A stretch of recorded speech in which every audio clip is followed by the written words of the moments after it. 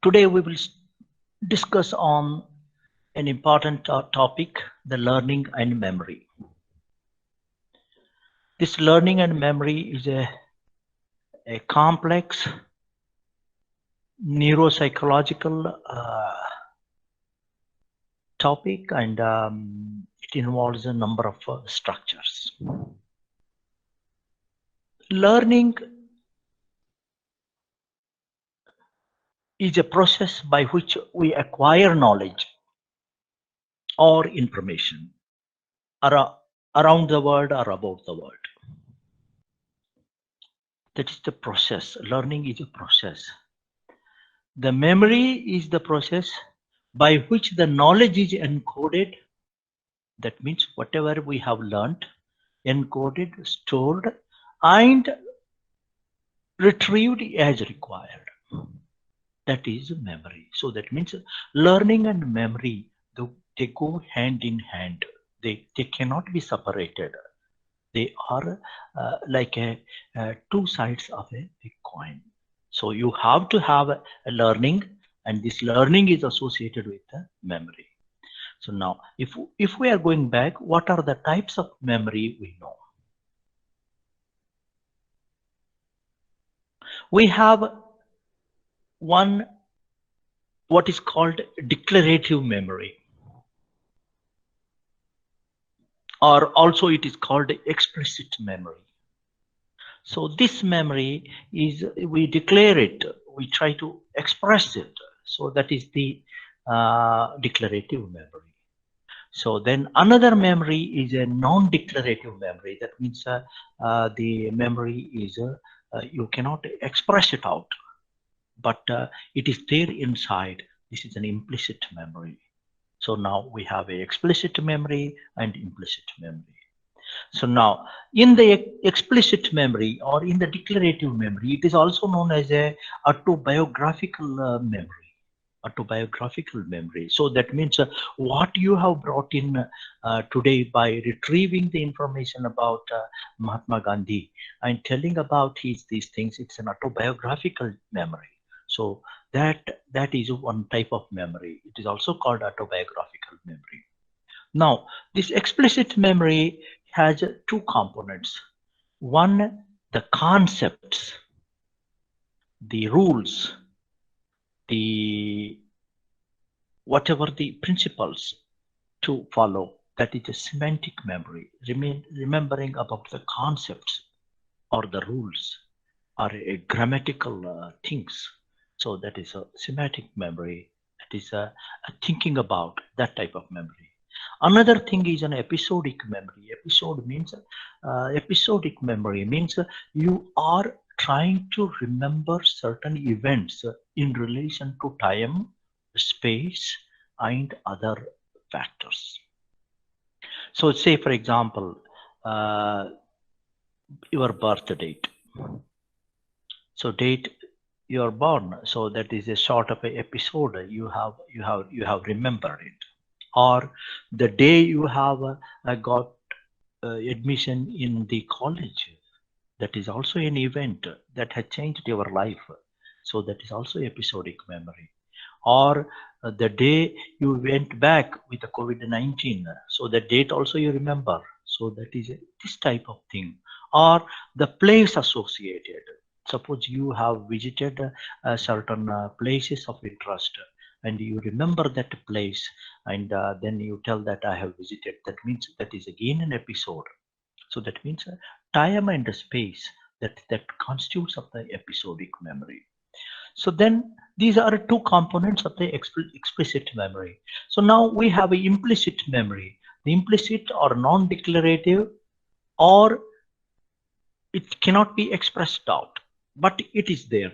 So in this implicit memory, we have the procedural memory. The procedural memory means the skills, the whatever we try to learn, motor skills we have developed, like cycling, swimming, or playing games, or even tomorrow if you become a surgeon, the surgery, all those are implicit memories.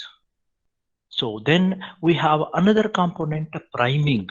So that means a sensitization or a sort of a clues. You take the clues and try to remember that.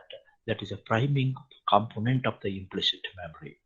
Then here in this, we have a associate learning or conditioning components come, conditioning reflexes they come. These are associative learning. So also in the implicit memory, of course, in the implicit memory and the explicit memory, we have a sensitization and habituation. I will consider each one of them one by one in a detailed manner. Now move on to this declarative or explicit memories. I have already mentioned one, semantic, about the concepts and facts, then episode, about the event.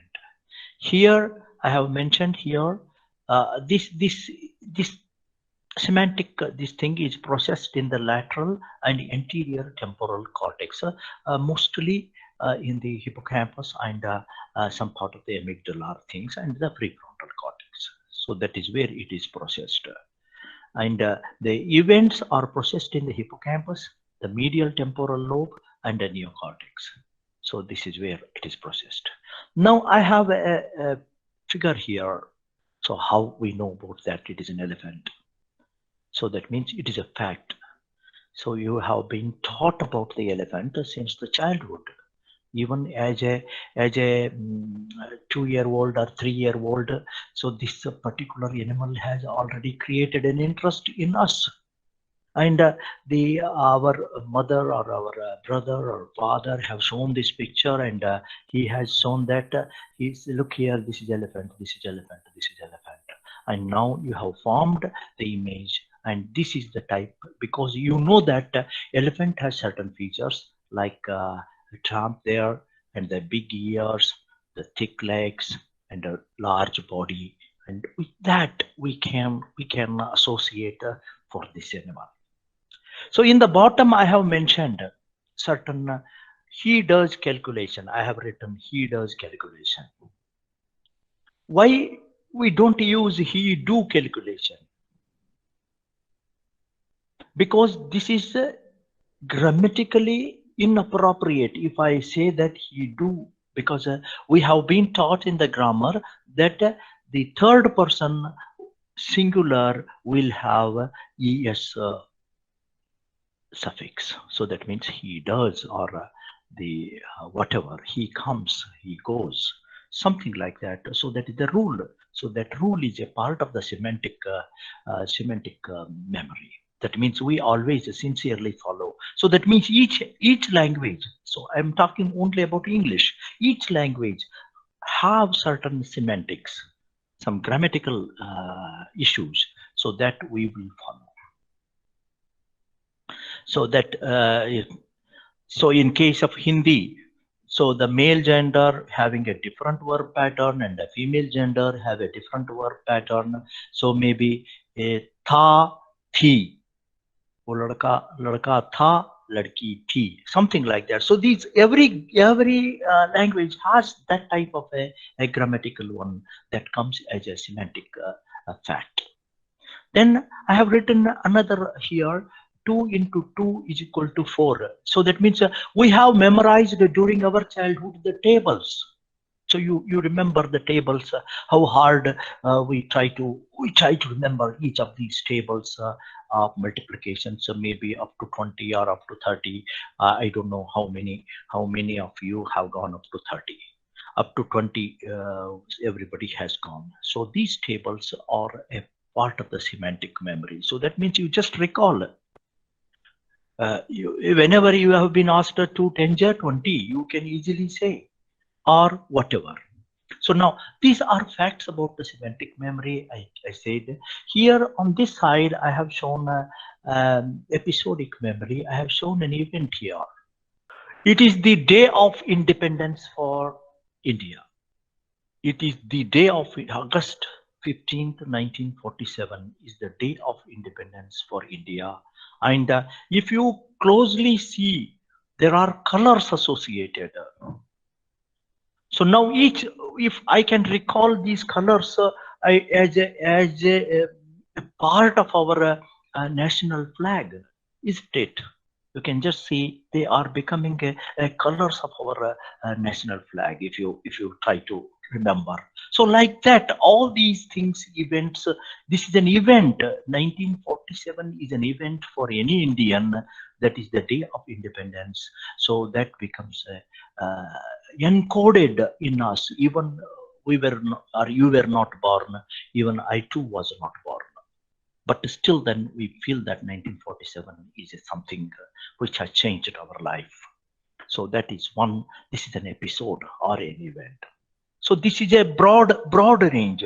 So now, concerning anything about me or about self, birthday or days of admissions, days of graduation, day of joining the job, or day of visiting a particular place, or a interesting event, or watching a match. So all those things become the episode or the event. So now I have already mentioned this is processed in the prefrontal cortex and the temporal cortex and the lateral and interior temporal cortex.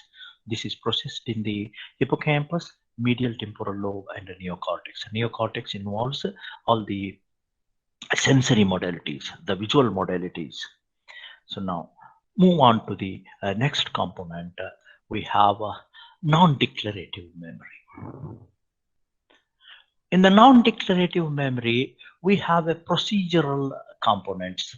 I mentioned there in the sense of procedural skills. I mentioned in the skill, the cycling, or doing some acts, or learning some skillful movements, and even trying to fix a screwdriver, or trying to use some tools. So these are all part of the procedures, because there are definite grammar associated, certain steps associated, or what we call as SOPs. So these steps we follow, and that is the procedural memory. That is a non-declarative. And the centers involved are the basal ganglia, the striatum, the caudate nucleus, and the lateral part of the cerebellum, and the motor cortex. These are the places where this information is stored, and this information is formed. Okay, that is about procedural memory. So then comes I will come about habits little later on. Habits means performing the same act, because as a routine that becomes the habit. So you try to do certain things, that becomes a habit. Now I will talk about that thing in subsequent slides. Now priming and perceptual these things. There are a number of priming areas. Nowadays you people are more expert in priming. One thing here, I have just made this figure in the hand. What does it indicate?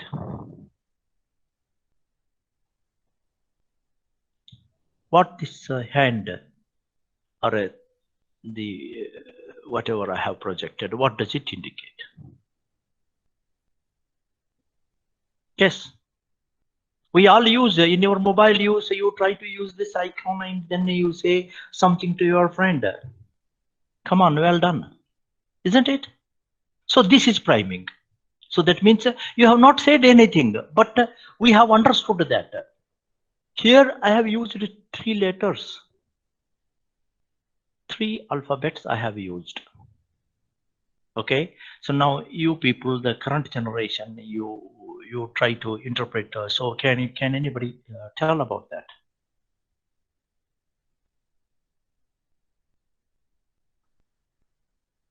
It is simply I-O-U. But if you are thinking in a grammatical sense, I owe something to you.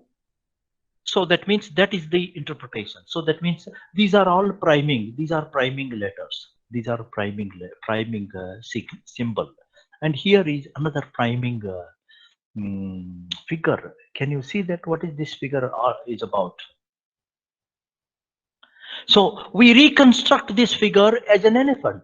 So that means this is what is called a priming or perceptual memory. So that means we try to, and nowadays we are using many emojis, many of these languages, many of these expressions using hand, and these are all the priming part of the memory.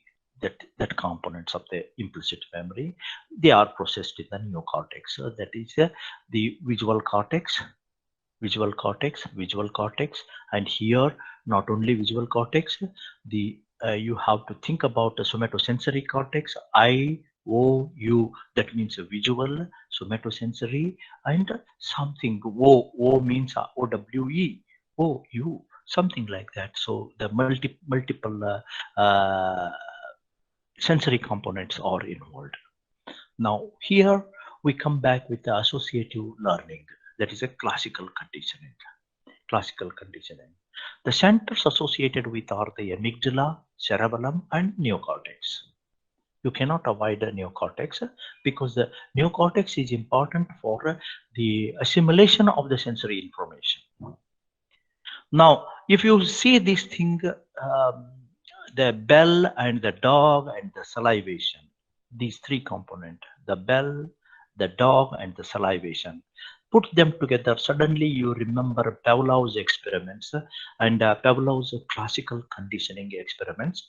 This you immediately say that it is a Pavlov's dog, wherein this dog has been conditioned with the ringing of the bell and giving a meat and the salivary response. So this is the classical conditioning. This is associative learning.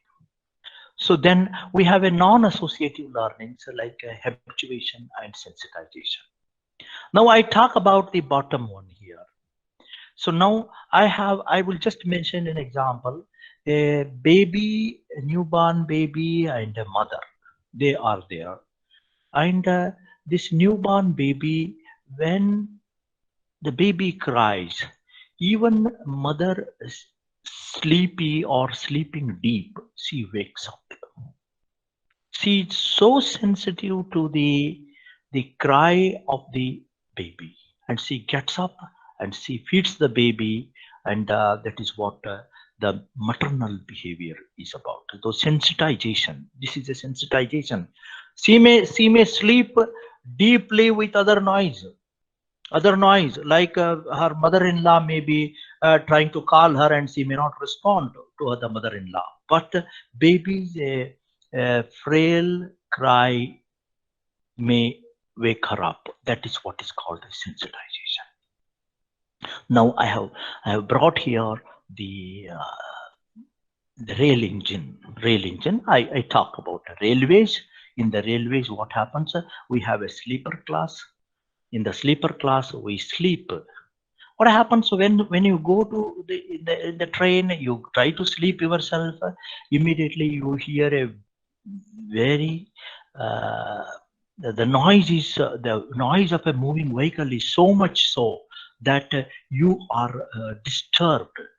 But as the time passes, as the journey progresses, you will stop hearing that noise. So now you got adapted to that noise, and you don't hear that noise, and you have a casual conversation with your friend without any difficulty. So that means why that thing happened. In the initial stage, when the train was moving, it produced an enormous amount of noise. Suddenly you forgot about that and you are not bothering about that. So this is what is called a process of habituation. So now I mentioned about non-declarative memory. These are components of the non-declarative memory. The procedural, that is the skill development, then priming of the particular event, that are particular thing which we try to understand. Sometimes you see all that I love New York, or I love Bangalore, or I love MSR, whatever. The love, you don't write love, you just use that heart sign. So you say that. So like that, we use that. That is a priming language.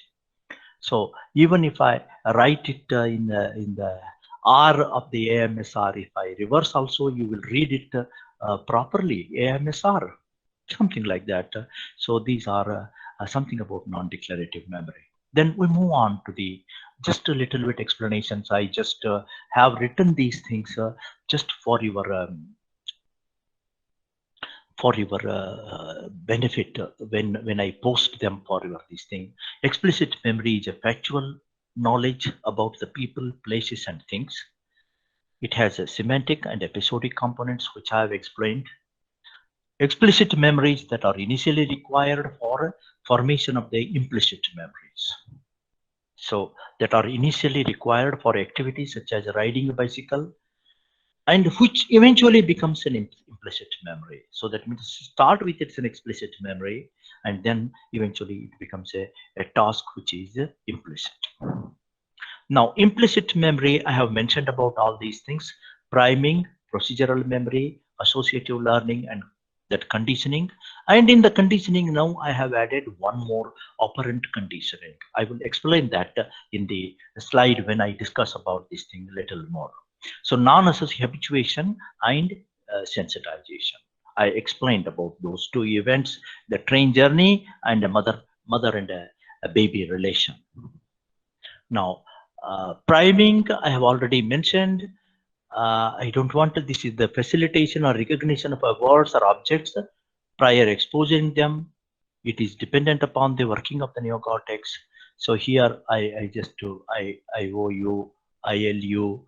So Ilu, you know that wonderful song from a Bollywood, I love you. So that means icons are emojis which we are using in the communication through the mobile telephone. Now, procedural memory. Procedural memory includes the skills and habits which once acquired become unconscious and automatic. They become reflexive. So if you have learned certain acts like cycling or swimming, so that means they will remain with you forever. Only thing that when you have started, maybe your skills may be very high, and if you stop using, your skills remain, but again you have to practice and you will come back to the original or even better it. So this is processed in the basal ganglia and cerebellum. So now skills, I have mentioned cycling, walking, even walking is a skill, and climbing steps. All these things are skillful, or even playing a piano or playing an instrument, or even making a drum, or all those things. So they are all skills you develop while you are growing. The habits, they perform actions in response to, say, just like habits means, I'm just trying to tell that when music is played, what happens? We all have a tendency to tap our hands or legs, tap the hands on fingers on the table according to the rhythm, or they tap the legs according to the beats. So that becomes automatic. That is a habit, and nobody can stop you, and you are tuned for that. Or waving of the hands. If somebody is singing and you like that, and you try to be associated with the song, or even going to the extent of dancing, or trying to sing with the singer. So like that, these are all habits. I did not mention about habits there. So these are the habits we developed. I have just given only few things, and these habits are part of the learning when we start appreciating certain important facts. Associative learnings. In the associative learnings, we have a classical and operant conditioning. I will go a little bit further here. One learns about the relationship between one stimulus and another. Here, there is two stimuli. This type of memory is dependent on the amygdala, emotional responses of the cerebral, emotional responses, that is the cingulate gyrus, and the cerebellum for the motor responses. So now, let me worry about the classical conditioning, the Pavlovian experiments. What Pavlov did, he paired conditioned stimulus with the unconditioned stimulus. What is conditioned stimulus? Is ringing of the bell. Unconditioned stimulus is presentation of the meat to the animal. So now, whenever he was presenting the meat, he rang the bell. And when he gave the meat, there was a response because of the presence of food in the mouth. There is a salivation. That is an unconditioned response. Now he did it several times. Then several times the response was salivation. After some time, so in one fine day, he forgot about presenting the meat. That is an unconditioned stimulus. And he only rang the bell and he forgot. So then the dog was salivating. That is the discovery of Pavlov, and then that he made that this is a conditioning reflex, and he studied it extensively. That is what we know today. So now this conditioning, this is one of the classical conditioning of the Pavlovian, classical conditioning by Pavlovian experiments. Now here I am just using that. So when you present the dog with the meat, it salivates. That's the response. This is the unconditioned stimulus. And when you produce when you ring the bell, it does not salivate. So that is when the dog was not conditioned. But when you pair these two, that the ringing of the bell, then give the unconditioned response, the dog salivates. So you pair it several times. Then what happens? When you ring and you present the meat, there was a salivation. Then after some time, there is only bell, no meat, salivation. This is a conditioned response. So we are all having some conditioned responses. So if I try to remember you some food items, maybe you may start salivating, even I am so distant away from these things. So just trying to remind you of the tamarins or raw mangoes or any other food item, a very nice smell coming from the kitchen. So you will start salivating. That is a conditioned response. So now this is for conditioning response, a pairing of the conditioning stimulus and unconditioning stimulus is a must. And this has to be repeated sometimes so that to produce the response. And it requires the presence of the neocortex, not only the amygdala and other things, and neocortex. The entire ringing of the bell should be heard in the auditory cortex. From the auditory cortex, it should reach the somatosensory or whatever the association cortex. From the association cortex, it will come to the amygdala. From the amygdala, it will go to the cingulate gyrus. From the cingulate gyrus, it will go to the third cranial or whatever the salivary nucleus, and then salivation. So that means so many paths. So many paths are happening. So that means all those things. And if you don't, for the same dog, if you start giving the meat without ringing the bell, after some times this becomes extinct. This particular conditioning response becomes extinct. That means it is a temporary arrangement, a temporary thing. Now the dog understands that the ringing of the bell has no meaning. So that means, so to prevent the extinction of the conditioned response, you need to intermittently booster stimulus or or strengthen the stimulus. Intermittently, you have to pair them and show that. So this is what the conditioned response. Now we have another conditioned response. This is called operant conditioning. Operant conditioning means it is purposeful.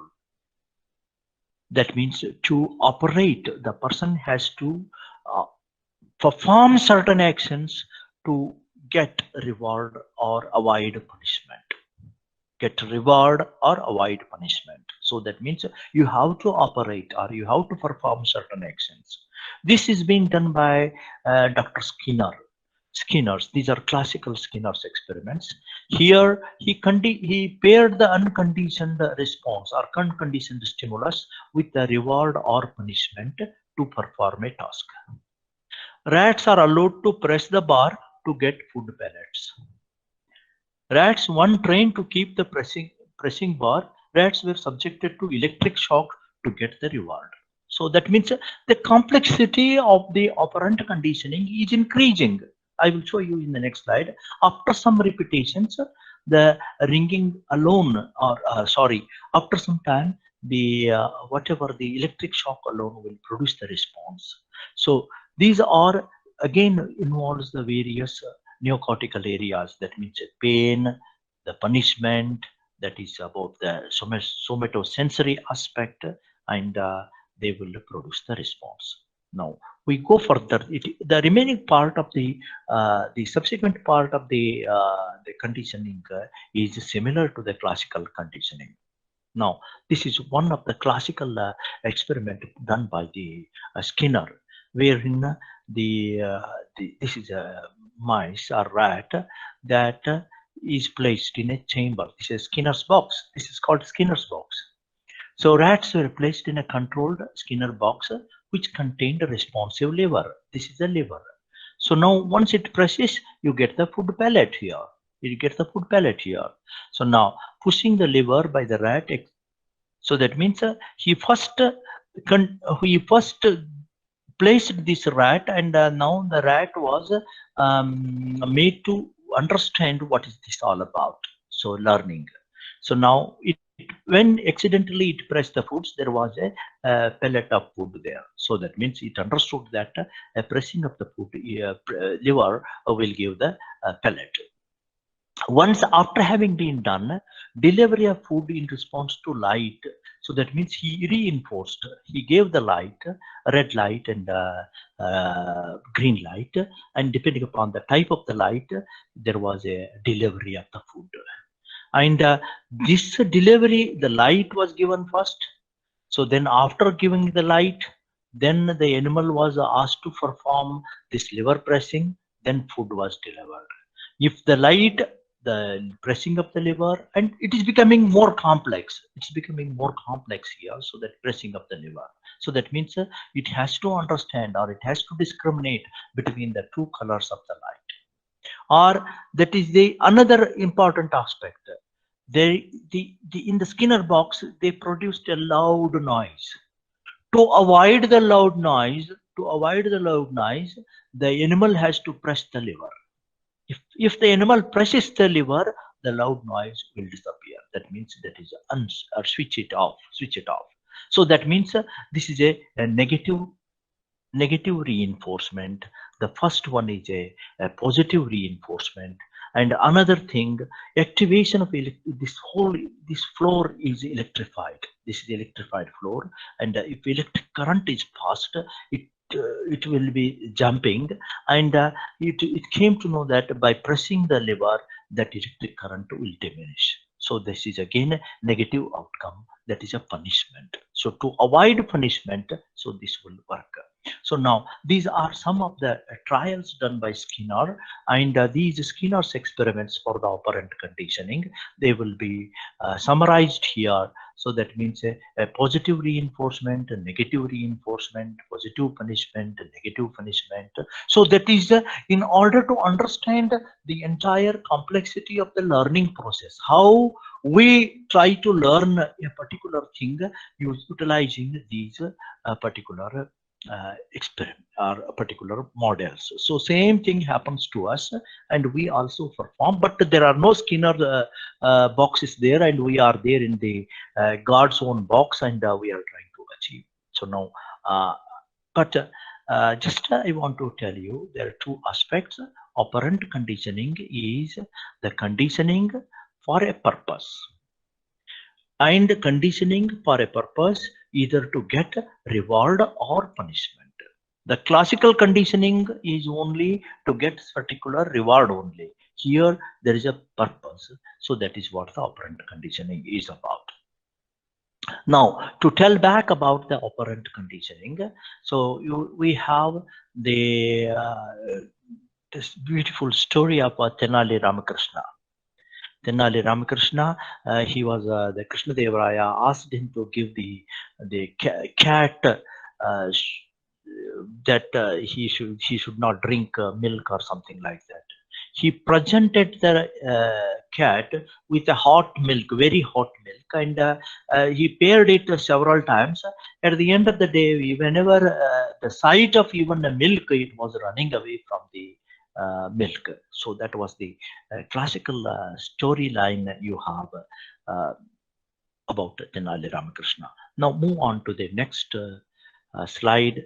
So now here I just try to make the differences, and you read these differences here. I'm trying to talk about the operant classical conditioning and operant conditioning, and you try to remember, because I have already explained the detailed manner.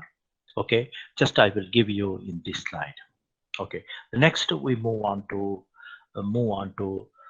just a break we will take regarding this. Here is the two rats. It's rather interesting phenomena. Every time I press this lever, the postgraduate student breathes a sigh of relief. The two rats trying to communicate each other. So that means the sigh of relief for the postgraduate student is his research work is about that Skinner's model and trying to understand the rat behavior. So that is what. So now move on to the next slide there. Non-associative learnings. What are these non-associative learnings? Habituation and sensitization. Decreasing responsiveness when stimulus is repeated frequently. Example, I have already mentioned, in a train journey, the sound produced by the moving train keeps on decreasing as time passes, and finally you may sleep or not conscious about the sound. That is our day-to-day experience. Sensitization, increased responsiveness when the stimulus is repeated or recurs. Say, for example, painful stimulus whenever you have during night, it will be becoming more and more severe. And even if you try to ignore also, you may not, and it will become. Or another example I quoted already, the baby crying and a mother's responsiveness. These are dependent on various reflex pathways. So now move on here. So now I am just trying to talk about this is how the people are sleeping in the train, and the first time it is applied novel and evokes a reaction, you become what is this noise is all about. However, it slows down and you try to ignore and you be comfortable, and this is associated with the decreased release of neurotransmitter from the presynaptic terminal because of the decreased intracellular calcium level that is happening at the neocortical level. The decrease in intracellular calcium is due to the gradual inactivation of the calcium channels or calcium sequestration. It can be short term or can be prolonged if exposure to the benign stimulus is repeated in man. So that is about habituation. So this is one simple example. Maybe there are many other habituation examples that we think about. Now, about sensitization, what is happening? This will be reverse. Sensitization may occur as a transient response, and if it is reinforced additional pairings of a noxious stimulus, so now it will prolong. So now short-term prolongation of sensitization is due to calcium. There also it is calcium decrease, here calcium increase, and even activation of the second messenger system through the adenyl cyclase pathway, and there will be greater cyclic AMP production and these things, and this is called a long-term potentiation. Which involves the protein synthesis and the growth of presynaptic and postsynaptic neurons and their connections. This is what about the sensitization. Now here I'm just showing you the long-term potentiation. So these are classical experiments done with the hippocampal slices, and when the hippocampal slices are there, microelectrodes are placed, and they recorded by stimulating one side, and they recorded from the other side. I am not going into the technical details of the hippocampal slice recording, but when you record, you have a potential like this. So that means usually this blue one is the potential. You can just see that the small increase in the small depolarization, small wave of depolarization, these blue dots. Okay, so this is the 1 axial potential, the blue dot there, blue line there. So now after stimulating, when repeated trains are given, so now what happened? So this becomes a red. Now these are represented as red dots. There is some amount of depolarization left with in the postsynaptic level, postsynaptic neuron. So this depolarization, so that means this one is as a what is called a long-term potentiation. This is a long-term potentiation. This is attributed to the calcium and the cyclic AMP other mechanisms. So that is the opening of the channels, and that results in the greater amount of depolarization. So this is one of the long-term potentiation is one of the usually asked short note question. Now we go back with the memory formation now. Memory formation requires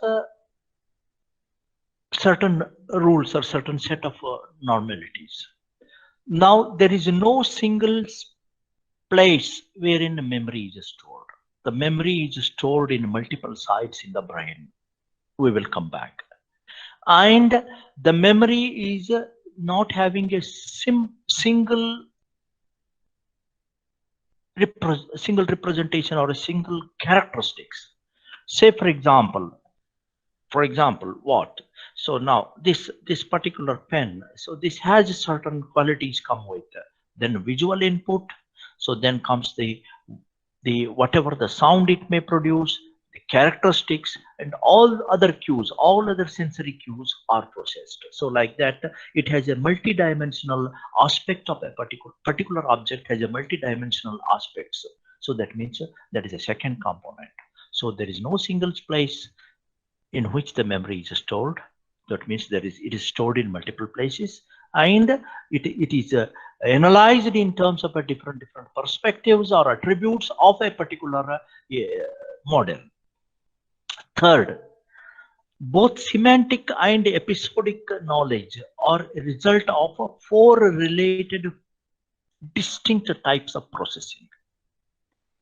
So this distinct type of processing is one is encoding, consolidation, storage, and retrieval.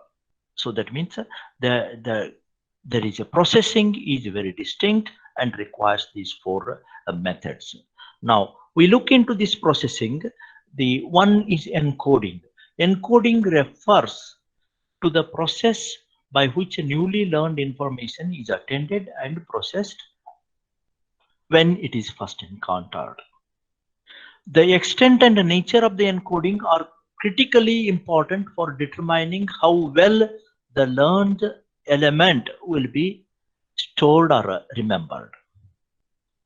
For memory to persist and remembered, the information be done or encoded thoroughly and deeply, and it has to be repeated several times.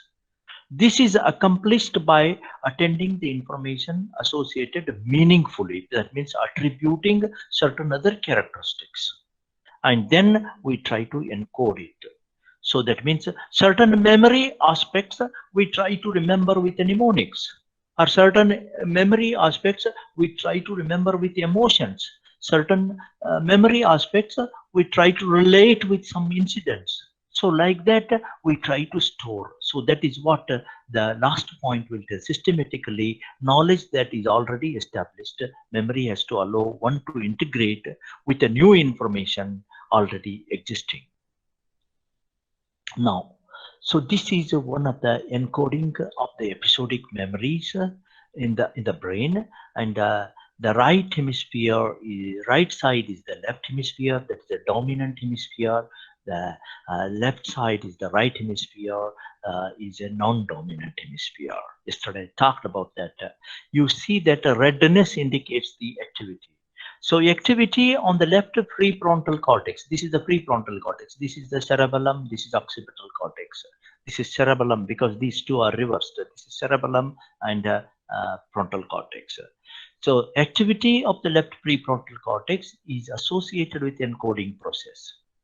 So when subject were scanned while attempting to memorize, the subject has been asked to memorize certain words paired category labels like a country Denmark, metal, platinum, etc.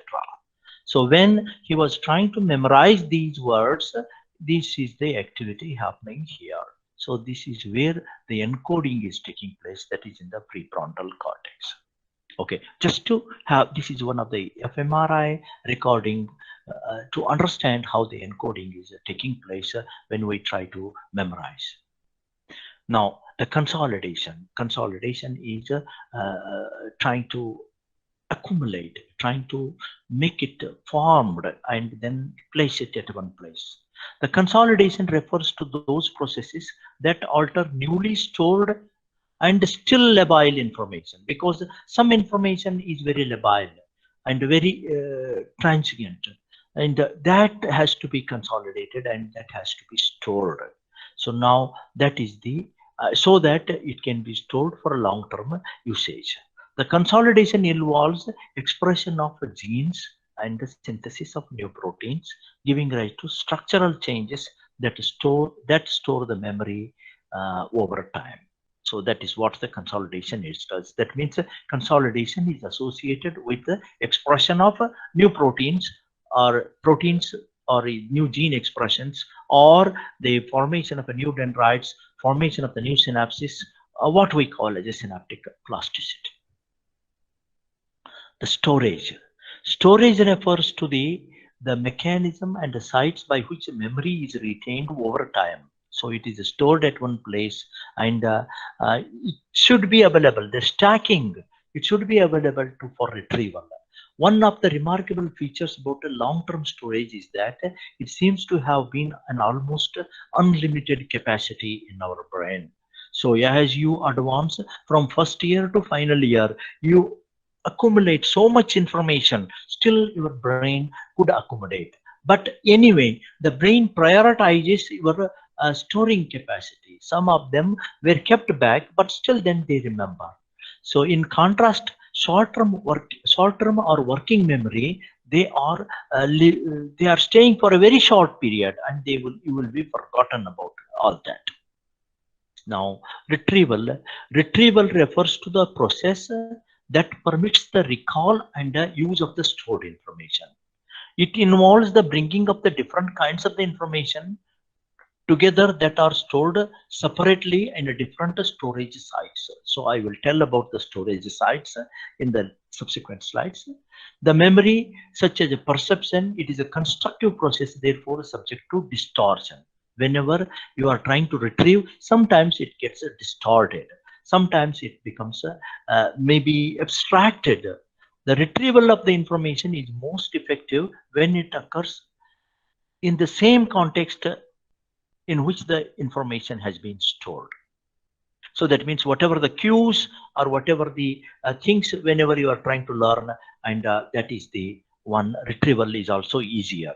Suppose if a particular topic has been taught by a particular teacher with a particular example, and if you try to remember that example, your retrieval will be faster. So that is how you must have experienced even in your all these years of learning. Retrieval, particularly of explicit memories, is critically dependent upon a short-term and working memory. So you know, short-term memory is different, and working memory is a prefrontal cortex. Short-term memory is a hippocampal things. Now, so regarding a retrieval of the episodic memory, so same experiment fMRI is done. This is the dominant brain. This is the non-dominant brain. So areas where brain active, when he's trying to remember or retrieve the information, when he tries to retrieve the information, so what is this thing? So here, list of category labels, examples that were not paired in the category. So when he tries to retrieve the information, you see that on the dominant hemisphere, you have only this part or this thing. But on the non-dominant hemisphere, this is a frontal. This is frontal. So this is a cerebellum here. This is occipital, frontal, and some part of the posterior parietal. This is posterior parietal. This is angular. They are activated on the non-categorical or the non-dominant hemisphere. Whereas in the dominant hemisphere, you have only small activity here. This is the posterior parietal cortex. This is the occipital cortex, this is posterior parietal cortex, and this is the angular cortex there. So these are the activities which when you try to, that means the activities are happening in the non-dominant hemisphere. That's what I wanted to. So that is somewhere near the frontal lobe. Now, stages of formation of the memory formation. Now I brief here. So there are three types of memory stages. One, sensory memory, short-term memory, long-term memory, working memory. Sensory memory is for a very brief time, less than a second. Short-term memory is in minutes, less than a minute, or may sometimes extend up to hours. Long-term memory is for hours, days, and years together, months and years together. So sometimes it's lifelong. Certain memory we retain. The working memory and short-term memory are for the same duration. It is a working memory is only for a short duration. So during short-term memory, the memory traces are subject to disruption by trauma, various drugs, or the attention. Suppose if your attention is diverted, you do not have the short-term memory. So that means a long-term memory, whereas long-term memory traces remarkably resistant for disruption because they are not consolidated yet.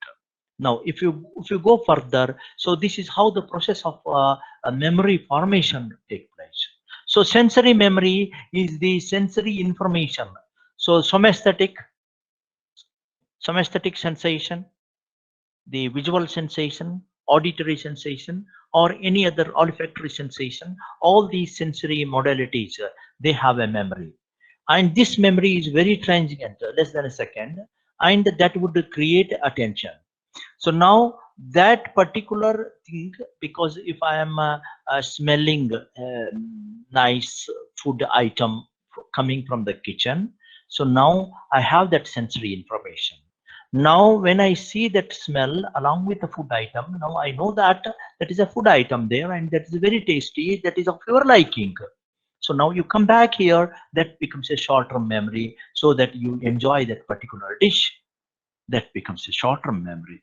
So now this short-term memory, you try to remember about that. You try to remember about that, and you try to recall, and you tell your mother or the person who has prepared, and you tell that it is wonderful, it's nice, I enjoyed. So I already repeated 3 times. Like that, when you repeat this, the short-term memory becomes consolidated, and that would enter into a sort of an intermediate stage, and from the intermediate stage it enters